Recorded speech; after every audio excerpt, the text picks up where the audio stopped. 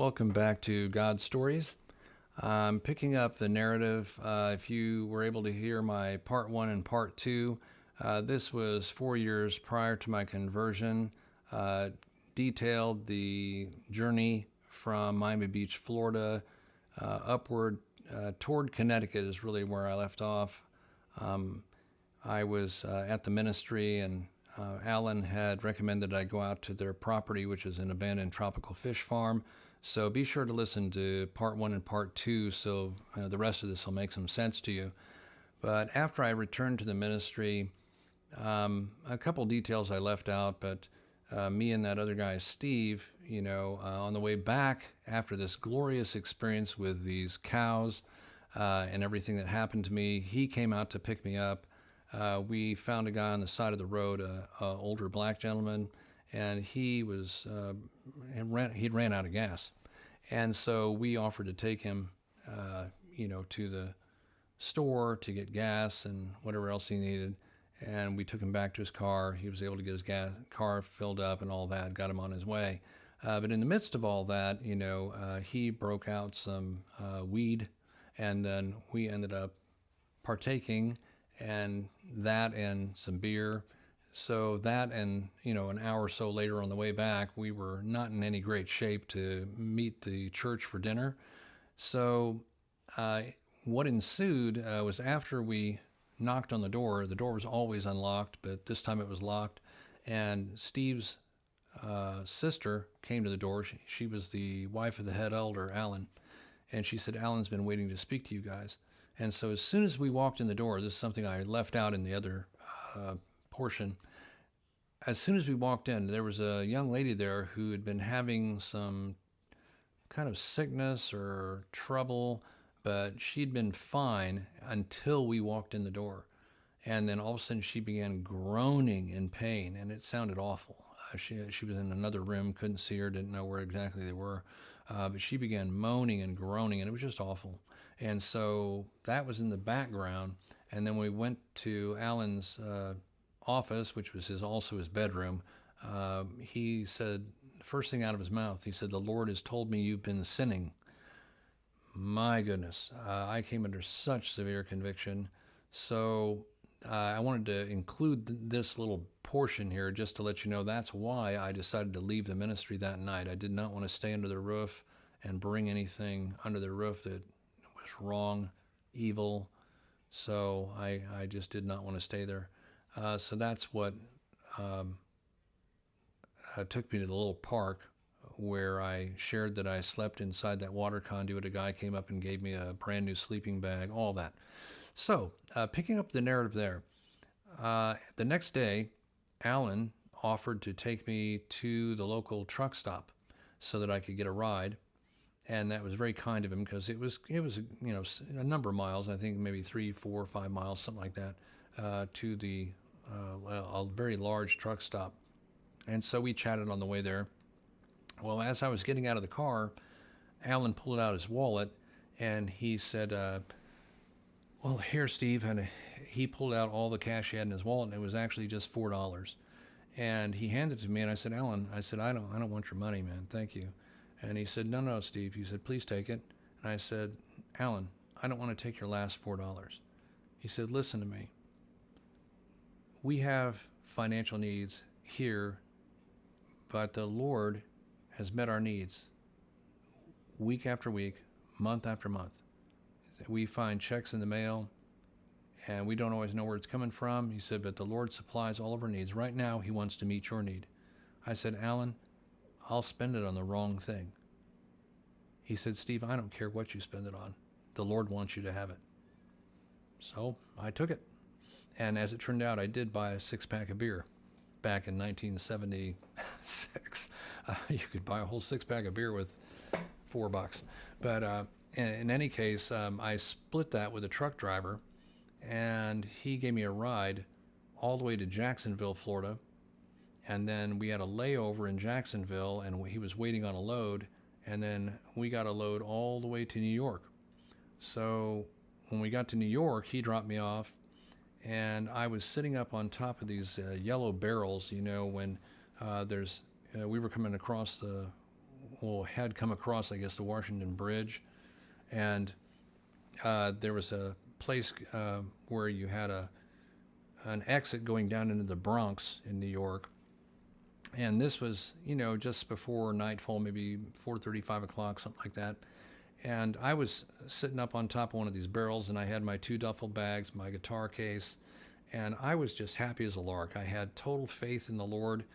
Every person who picked me up to that point was a Christian, and all of a sudden I heard this semi just blowing its horn. All these horns were blowing, just a cacophony of cars, and I see that these cars are backed up across the Washington Bridge, and this trucker was yelling at me, and he goes, "Hey, do you want to ride or not?"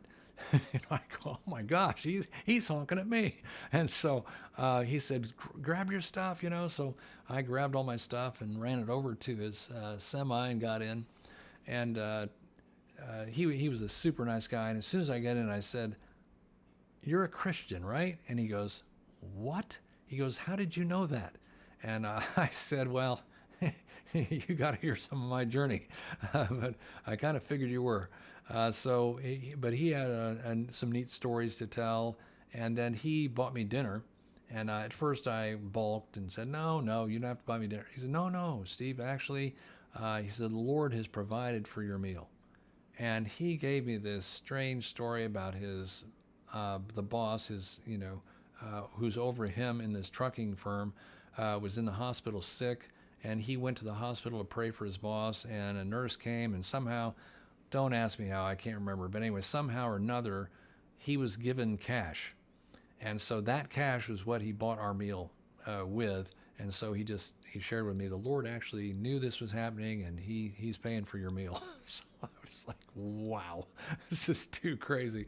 And so from the point where we ate dinner at this restaurant, he drove all the way to New Jersey, and he dropped me off just before the New Jersey Turnpike.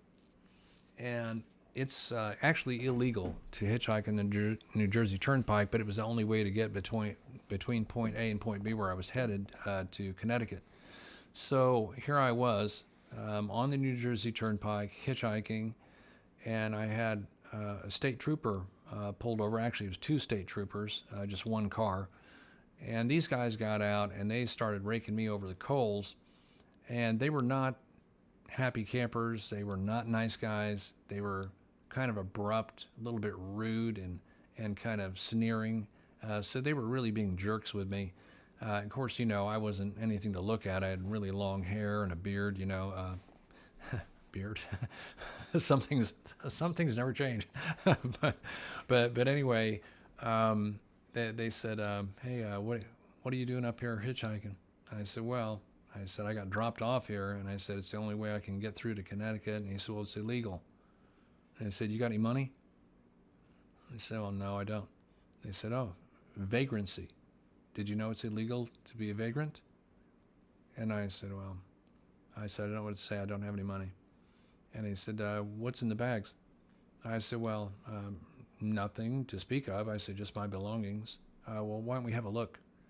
I said, "Well, don't you need a search warrant to search my bags?" And he said, "Well, what are you hiding?" I said, "Well, I'm not hiding anything." "So you're saying you have nothing in the bags, but you don't want us to look?"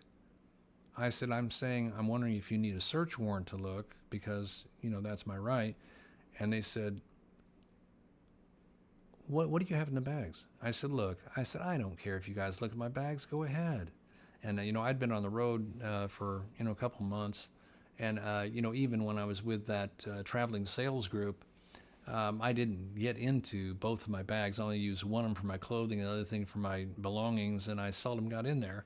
And I totally forgot that I had a wooden box full of paraphernalia. And so that was pretty embarrassing when they pulled that out. And also they had I had this bong in the shape of a skull. It was ceramic, and it was wrapped up in a sweatshirt or something, and it was kind of sizable. And anyway, I had totally forgot that I had these things in my bag. And when they opened up this box. It was actually a box I'd had since I was a kid. It was a kind of a nice wooden box with a sliding tongue and groove lid. And anyway, when they opened it, they found all this stuff in there. I had a glass oil pipe. I had a little tube of seeds, and they go, oh, cultivation. And then I had some other stuff and a pipe and whatever. So I had all this stuff in there. And so they said, you stay right here, you don't move. And so they took my ID and they went back to the cop car. So, at the time I was so at peace. As strange as it seemed, I was actually at peace. I was a little nervous, obviously, about the cops and the situation, what might happen. But the Lord had been so totally in control of everything that was going on. I was just, whatever, whatever happens, happens. There's nothing I can do about this. So they were gone for a bit. It seemed like, I don't know, 10, 15 minutes or something like that while they were running my information. And when they came back, I kid you not, they were like two different men, completely different demeanor. They were friendly. They were nice. They said, "Hey, let's get rid of some of this stuff here." So they took all my paraphernalia, the bong. They threw it down in the woods. I heard that break on a rock. They took all my paraphernalia, threw it down in the woods. So they just removed it, and they said, "Listen, you've been very cooperative with us, so we're not going to give you any trouble." And here. They hand me a slip of paper. They said, I'm officer so-and-so. This is officer so-and-so. This is our badge numbers. If anyone stops you, tell them that you've already been searched and that we told you to go your way. I was literally blown away, because here it is, illegal to hitchhike on the New Jersey Turnpike, and these two cops were at first being complete jerks. They left, they came back, different story. So I see that as only the hand of God. It was utterly amazing. So anyway, I thought I would share that. That's just another wonderful testimony of God's grace in my life. To use these officers of the law, it says that all governments and authorities are ordained by God for the punishment of evildoers.